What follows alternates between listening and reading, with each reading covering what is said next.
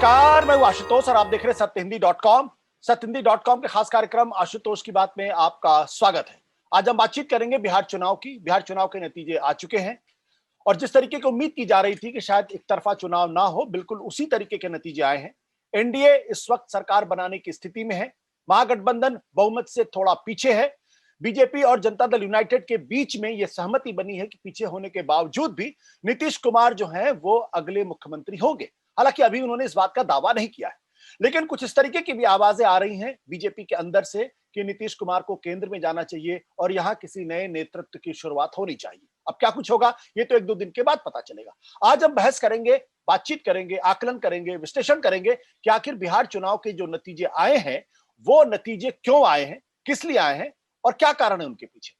इस पर चर्चा करने के लिए हमारे साथ मौजूद है सीएसडीएस के डायरेक्टर और दुनिया के मशहूर सफोलॉजिस्ट संजय कुमार जी। उनसे बातचीत करेंगे, लेकिन उसके पहले एक छोटी सी अपील। सत्यहिंदी.com एक कोशिश है पत्रकारिता को नए सिरे से स्थापित करने की। इसमें हमें आपके मदद की जरूरत है। इस वीडियो के डिस्क्रिप्शन में जाएं, सत्य हिंदी सदस्यता अभियान के साथ जुड़ें, हमें आर्थिक भुगतान करें, हमें आर्थिक मदद करें। यह सत्य हिंदी के लिए एक बड़ी मदद होगी ऐसे समय में जबकि पत्रकारिता को मजबूत करने की बहुत जरूरत है। उम्मीद है कि आप हमें निराश नहीं करेंगे। और आप बातचीत शुरू करते हैं। जैसा मैंने पहले कहा कि इस चुनाव के तीन बड़े सवाल हैं। पहला सवाल यह है कि आखिर एनडीए को जीत क्यों हासिल हुई। दूसरा सवाल यह कि तेजस्वी के तेज के आगे भी महागठबंधन पीछे क्यों रह गया। और तीसरा सवाल यह है जो ये कहा जा रहा था कि पोस्ट मंडल पॉलिटिक्स हो रही है, जहां लालू यादव नहीं है, जहां रामविलास पासवान नहीं है और नीतीश कुमार रिटायरमेंट की बात कर रहे हैं, क्या वैसा कुछ हुआ? क्या वाकई में जातियों का गठबंधन टूटा? क्या जकड़न टूटी? तो मेरा पहला सवाल संजय जी ये है, क्या आपको ये उम्मीद थी कि ये चुनाव इतना करीबी हो जाएगा? मुझे लगता है मैं शुरू से कह रहा था कि चुनाव बहुत करीबी है। जब मैं शुरू से कह रहा था इसका मतलब ये है कि पिछले महीने भर से। वैसे तो 3 महीने पहले मुझे लगता था कि चुनाव बिल्कुल एक तरफ़ा है, एनडीए के लिए कोई टक्कर नहीं है, एनडीए बड़ी जीत हासिल करेगी। लेकिन जैसे-जैसे जब चुनाव डिक्लेयर हुए, जिस तरह से गठबंधन बने और जिस तरह से तेजस्वी यादव ने पूरे पार्टी की कमान सँभाली, जिस तरह से उन्होंने कैंपेन किया, तो धीरे-धीरे लगने लगा था कि चुनाव बहुत ही करीबी हो गया है। चुनाव में बहुत ही कांटे का टक्कर हो रहा है। लेकिन हाँ, जिस तरह का टक्कर है और वोटों का अगर हम ज़िक्र करें, दोनों गठबंधन के पास तकरीबन 37% वोट है। इससे और करीबी मुकाबला क्या हो सकता है? ये ज़रूर है कि ये 37% वोट एक गठबंधन को 124 सीटें देते हैं, तो दूसरा गठबंधन पीछे रह जाता है। लेकिन हाँ, ये चुनाव बहुत ही करीबी मामला था और इसके संकेत मिलने लगे थे क्योंकि दोनों गठबंधन या दोनों पार्टियों के वोटर्स जिस तरह से उत्साहित होकर के मोबिलाइज हो रहे थे अपने नेताओं को वोट देने के लिए, तो संकेत मिलने लगे थे कि चुनावी नतीजे काफ़ी करीबी होने वाले हैं। बिल्कुल। अगर बिहार के इतिहास में जाए तो बिहार का इतिहास ये कहता है कि कम से कम 2005 के बाद से ये बिल्कुल स्पष्ट था कि जिस तरफ दो बड़ी पॉलिटिकल पार्टीज रहती थी वो आराम से चुनाव जीत जाता था और आराम से अपनी सरकार बना लेता था, उसके रास्ते में बाधा नहीं आती थी। और ये तीन पॉलिटिकल पार्टीज है, जनता दल यूनाइटेड, भारतीय जनता पार्टी और आरजेडी। इस चुनाव में देखा गया कि बीजेपी और जेडीयू का गठबंधन बरकरार रहा। आरजेडी अकेले चुनाव लड़ी थी, उसके साथ कांग्रेस पार्टी थी और उसके साथ साथ लेफ्ट पार्टी थी जो दोनों कमजोर पार्टी थी। उसके बावजूद क्या कारण है कि महागठबंधन इतनी तगड़ी फाइट दे पाया और एनडीए को आसान जीत नहीं हासिल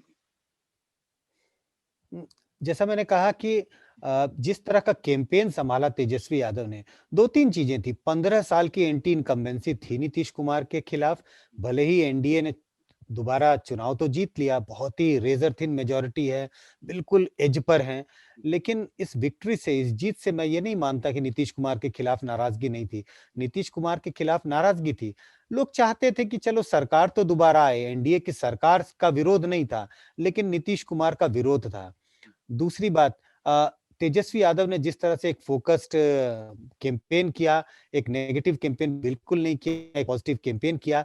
एक ऐसे मुद्दे को उठाया जिससे वो युवाओं के बीच में और ख़ासकर ऐसे युवा जो बेरोज़गार हैं, जिनके पास कोई रोज़गार नहीं है, शिक्षित हैं लेकिन रोज़गार नहीं है, तो उन्होंने रोज़गार के मुद्दे को उठाया, विकास के मुद्दे को उठाया।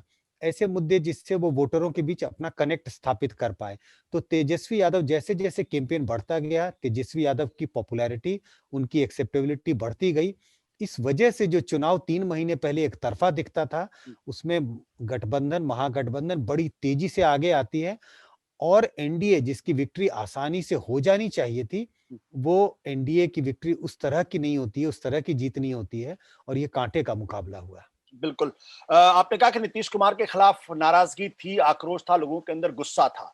लेकिन नीतीश अगर सरकार के मुखिया थे और उनके साथ बीजेपी सरकार में शामिल थी, तो ये गुस्सा बीजेपी पर रिफ्लेक्ट क्यों नहीं होता है? इसका खमियाजा सिर्फ जनता दल यूनाइटेड और नीतीश कुमार को ही क्यों होता है? अब आशुतोष, भले ही 2 पार्टियों की सरकार थी, जेडीयू और बीजेपी, लेकिन बिहार में अगर लोगों से पूछें, तो चर्चा होती थी नीतीश बाबू की सरकार, नीतीश की सरकार। हमेशा जेडीयू फोरफ्रंट पर था।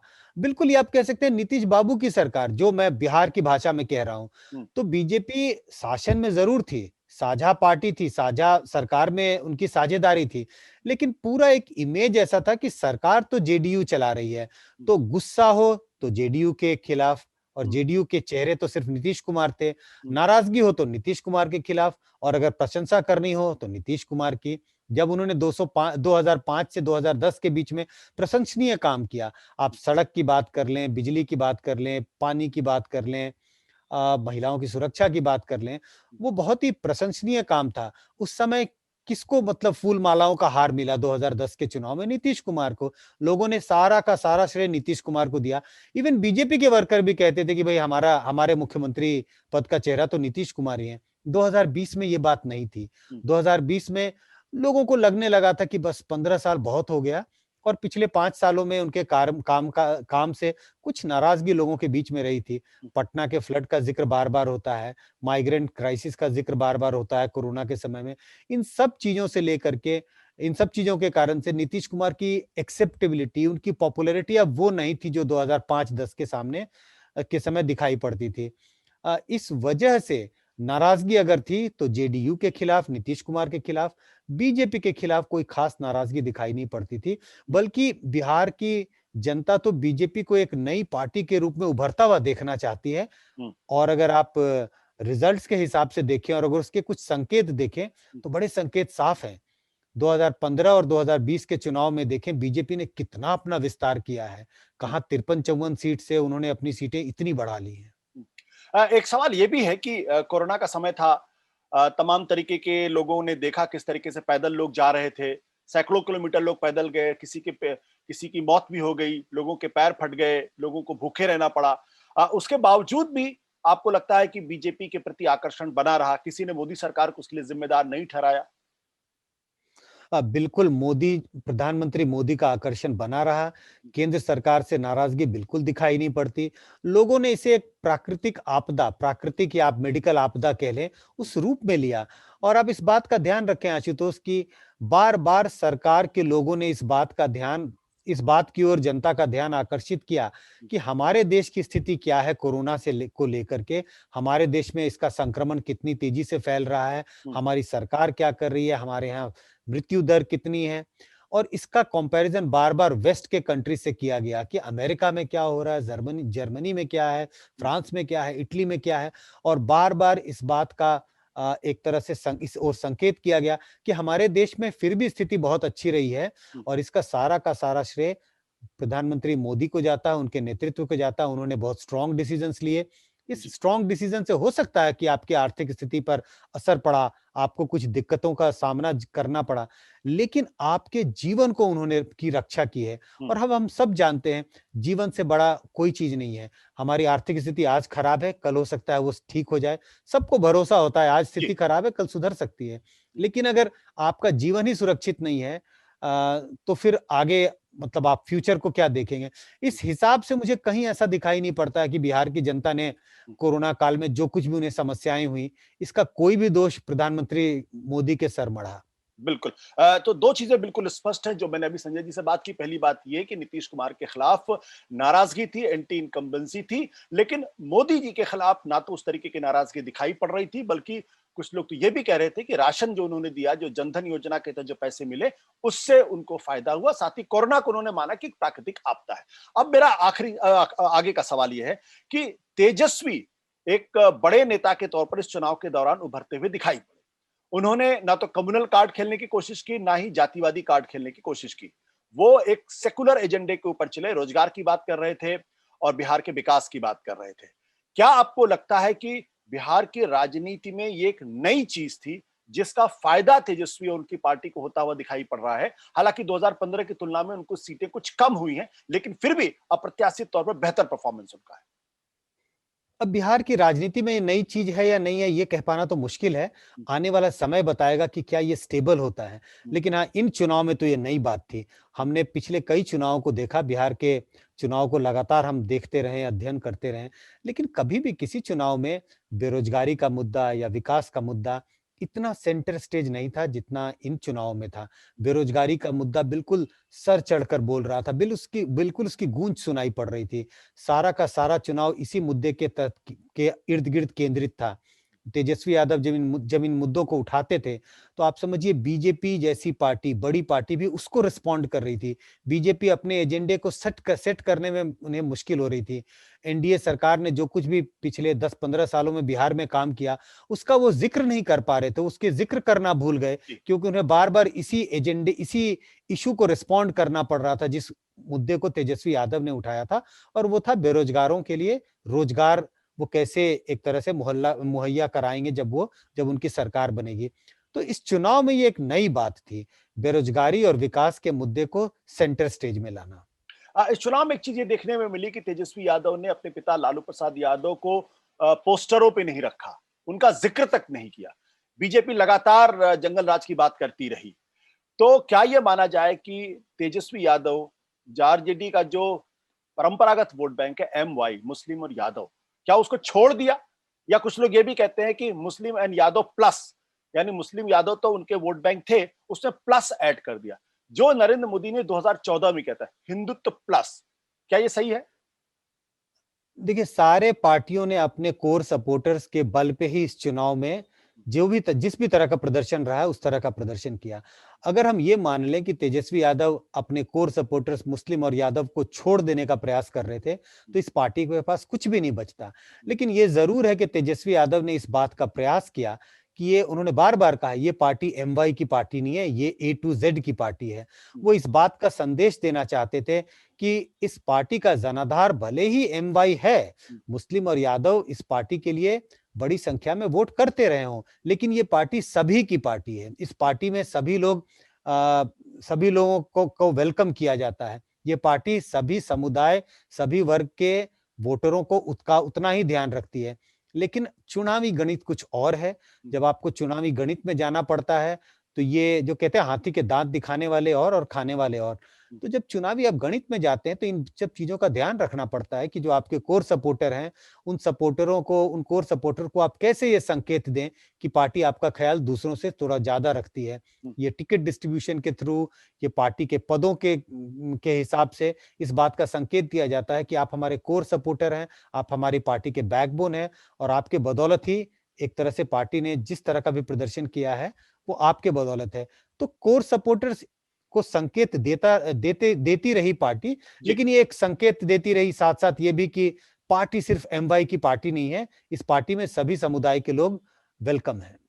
तो कुछ लोगों ने यह भी कहा कि ये जो है ये पोस्ट मंडल पॉलिटिक्स बिहार के अंदर शुरू हो रही है, जिसमें जातियों के गठबंधन टूटेंगे, जातियों के आधार पे जो लोगों का वोटिंग बिहेवियर वो बदलेगा। क्या इसके संकेत दिखाई पड़ रहे हैं इसमें?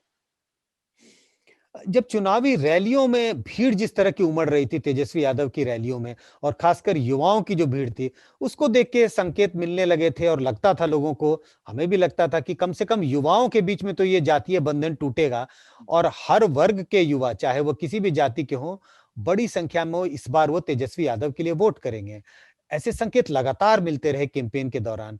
लेकिन जब हम चुनाव के नतीजों का विश्लेषण करते हैं, तो हमें ये देखने को मिलता है कि जितनी हम उम्मीद कर रहे थे, वैसी चीज़ तो हुई नहीं।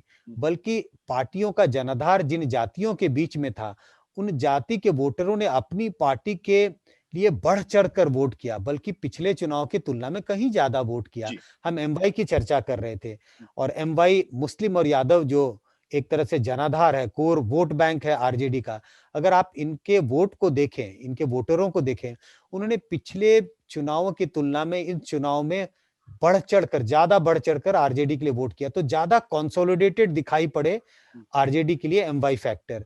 उसी तरह से अगर हम बात करें कुर्मी मतदाताओं की, जो नीतीश कुमार की पार्टी जेडीयू के लिए एक कोर सपोर्टर रहे हैं, जिस तरह से उन्होंने इस चुनाव में वोट किया है, ये हमारे पोस्ट पोल के आंकड़े के जरिए हम दर्शकों को बताना चाहते हैं। जी। तकरीबन कोई 65 से 70% कुर्मी वोट जेडीयू की तरफ जाता था। इस बार वो 80s में है। 80% कुर्मी वोटरों ने जेडीयू के लिए वोट किया। अगर अपर कास्ट के वोटरों को भी देखें, तो वो उसी तरह से शार्पली पोलराइज्ड रहे हैं बीजेपी की तरफ, जिस तरह से पहले रहे थे। तो जातियों का बंधन टूटता हुआ तो कहीं दिखाई नहीं पड़ा उनके लोगों के वोटिंग प्रेफरेंस में, बल्कि ये तो रीइंफोर्स होता हुआ दिखाई पड़ा। और अगर आप वोट प्रतिशत को देखें ध्यान से, इसके संकेत वहीं से मिल रहे हैं। वोटों का बंटवारा बिल्कुल शार्पली दोनों पार्टियों के बीच, दोनों गठबंधन के बीच में दिखाई पड़ता है। उसी से संकेत मिलते हैं कि पार्टी दूसरी पार्टियों के जो सपोर्ट बेस है उसमें सेंधमारी करने में विफल रही है। विफल रही है। तो आरजेडी के बारे में ये जरूर कह सकते हैं कि उसने अपना इमेज मेकओवर की कोशिश की है। जातिवादी राजनीति से अलग हटकर एक सेकुलर इमेज बनाने की जरूर कोशिश की है, लेकिन उतनी ज्यादा कामयाबी उसके दूसरे जातियों के वोटरों को अपनी तरफ खींचने में अभी नहीं मिली। एक शुरुआत हम कह सकते हैं। अब इसके बाद एक जी, जी। नहीं, बिल्कुल, बिल्कुल, कोशिश तो पूरी रही। आप देखिए पूरे कैंपेन को देखें, मुझे लगता नहीं है कि कोई जाति, ओबीसी इस नाम पर कभी कैंपेन किया तेजस्वी यादव ने। तो तेजस्वी यादव ने पूरी कोशिश की है कि एक नए आरजेडी का चेहरा जनता के सामने लाया जाए। ऐसी कोशिश की जाए कि ये पार्टी सिर्फ जातिवाद की पार्टी नहीं है। हम सिर्फ आरक्षण और इन मुद्दों पर कैंपेन नहीं करते। तो उन्होंने पूरी कोशिश की कि पार्टी का एक नया चेहरा लाया जाए। लेकिन वोटरों ने जिस तरह से वोट दिया, उस हिसाब से लगता नहीं है कि इस बात में वो सफल हो पाए हैं। इस बात में सफल हो पाए हैं। इस चुनाव में आरजेडी की हार का अगर कोई सबसे बड़ा एक कारण अगर मैं आपसे पूछूं तो आप क्या बताएंगे? अब हार जीत का पैमाना क्या है? अगर हम वोट शेयर को देखें, तो देखिए एनडीए और महागठबंधन जो अलायंस है, दोनों के वोट बराबर हैं। ये तो first pass the post system जो हमारा इलेक्टोरल सिस्टम है, बराबर वोट ला करके भी दोनों गठबंधनों के बीच सीटों का इतना अंतर है। तो सीटों के दृष्टिकोण से निश्चित रूप से आरजेडी की हार हुई है, महागठबंधन की हार हुई है, लेकिन थोड़े मुझे लगता है बारीकी से देखने की जरूरत होगी। शायद कुछ ऐसी सीटें रही होंगी जहां महागठबंधन कुछ मार्जिनल वोट से हार गई होगी। लेकिन अगर कुछ कारण अगर हम तलाशने की कोशिश करें और थोड़े गौर इस पर करें, तो मुझे लगता है जिस तरह का प्रचार किया गया जंगल राज का, कि अगर आरजेडी की सरकार आ जाएगी तो जंगल राज आ जाएगा। तेजस्वी यादव ने बहुत कोशिश की कि एक नया चेहरा आरजेडी का प्रस्तुत करें, लेकिन ऐसे मतदाता जो थोड़े न्यूट्रल तरीके थे, जो कोर सपोर्टर्स थे, उनको तो इस बात पे भरोसा नहीं था। वो कहते थे नहीं, हम तो तेजस्वी यादव के लिए वोट कर रहे हैं। लेकिन जो कुछ न्यूट्रल वोटर जो थोड़े दुविधा में थे, जो असमंजस में थे कि किसके लिए वोट करना है, मुझे लगता है इस बात का असर उन पर हुआ और उनके वोट आरजेडी और उसके सहयोगी पार्टी की तरफ नहीं गए। और यही वजह है कि ये 1-2% से महागठबंधन पिछड़ के रह गई। इस चुनाव में देखने में आया कि जो कांग्रेस पार्टी का स्ट्राइक रेट है वो बहुत खराब है। 70 में से सिर्फ 19 सीटें वो जीत पाई हैं। लेफ्ट पार्टीज का स्ट्राइक रेट बहुत अच्छा है, 29 में से 16 सीटें उन्होंने जीती हैं। कांग्रेस अगर अपना स्ट्राइक रेट बेहतर कर पाती तो शायद महागठबंधन को जीत का रास्ता खुल सकता था। बिल्कुल, अगर 19 के बजाय अगर उन्होंने 29 सीटें जीत गई होती, तो आप देखिए कि हम कुछ दूसरी चीजों पर डिस्कस करते रहते और हम कहते कि महागठबंधन की जीत क्यों हुई। पिछली बार उन्होंने 27 सीटें जीती थी, तो ये अपेक्षा की जा रही थी कांग्रेस से कि वो शायद 20-25 और या उससे कुछ ज्यादा सीटें जीतेंगे। लेकिन कांग्रेस का जो खराब परफॉर्मेंस रहा, इस वजह से महागठबंधन नीचे आई है। अगर कांग्रेस का प्रदर्शन थोड़ा सम्मानजनक होता, तो स्थिति दूसरी होती और शायद किसी दूसरे गठबंधन या इतना किसी खराब दूसरी परफॉर्मेंस पार्टी का की कारण सरकार क्या? बनती हुई दिखाई पड़ती। इतना खराब परफॉर्मेंस का क्या कारण आप देते? क्या आरजेडी के वोटर्स ने कांग्रेस को वोट नहीं दिया या कुछ और रीजन था? देखिए, कांग्रेस का जनाधार पिछले 2-4-5 सालों में कम नहीं हुआ है। कांग्रेस ने अपना अच्छा प्रदर्शन लास्ट प्रदर्शन 1985 के चुनाव में किया था। 1990 के बाद से कांग्रेस का जनाधार गिरना शुरू हुआ। 95 के बाद और नीचे, और उसके बाद तो बिल्कुल लगता है कांग्रेस का सफाया हो गया। कांग्रेस के पास तकरीबन कोई 7-8-5% वाली पार्टी रह गई है। अगर पार्टी के पास इतना ही जनाधार बचा, तो आप चाहे 70 सीटें में चुनाव लड़ लें, चाहे 150 सीटों में चुनाव लड़ लें, आपकी स्थिति ऐसी ही होने वाली थी। मुझे लगता है इनिशियल गलती यही थी कि कांग्रेस को इतनी ज़्यादा सीटें दे दी गई चुनाव लड़ने के लिए।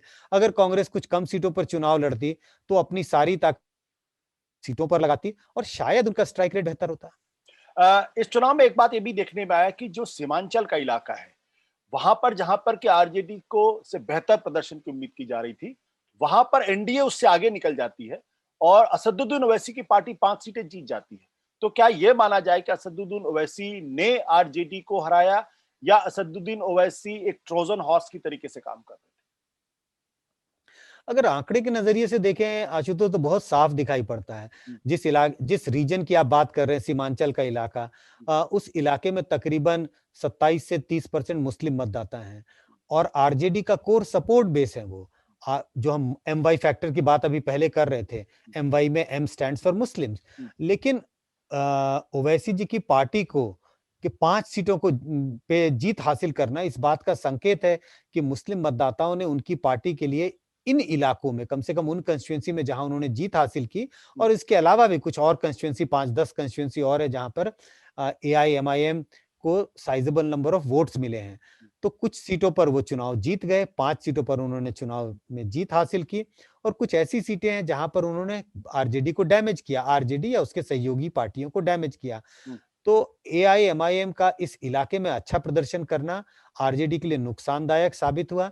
ये तो बिल्कुल सीटें स्पष्ट बता रहे हैं कि कितना नुकसान आरजेडी और उसके सहयोगी पार्टियों को इस इलाके में झेलना पड़ा। इस चुनाव में चिराग पासवान की बड़ी चर्चा हुई। क्या चिराग पासवान ने वाकई जनता दल यूनाइटेड को डैमेज किया है?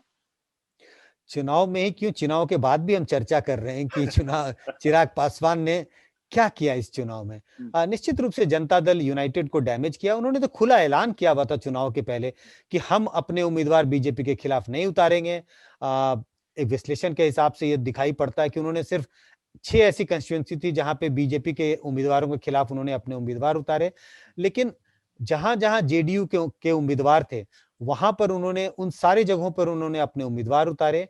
भले ही चिराग पासवान और उनकी पार्टी एलजेपी ने सिर्फ 1 सीटों पर जीत हासिल की, लेकिन कई ऐसी सीट हैं, तकरीबन 8, 10, 12 सीटें ऐसी हैं जहां पे उन्होंने जेडीयू को नुकसान पहुंचाया।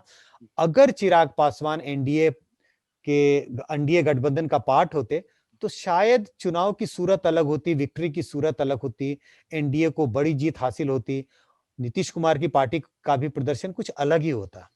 अलग ही होता। संजय जी, आपसे आखिरी सवाल। ये कहा जा रहा है कि जो आखिरी दौर में जो महिलाओं ने जबरदस्त वोटिंग की है पुरुषों के मुकाबले में ज्यादा, उसका फायदा भी बीजेपी जेडीयू को हुआ है। क्या ये सच है? अ, ये ज़रूर है कि महिलाओं का टर्नआउट बहुत हुआ है और ये कोई पहली बार नहीं है। 2015 के चुनाव में भी महिलाओं का टर्नआउट पुरुषों के टर्नआउट से ज़्यादा था।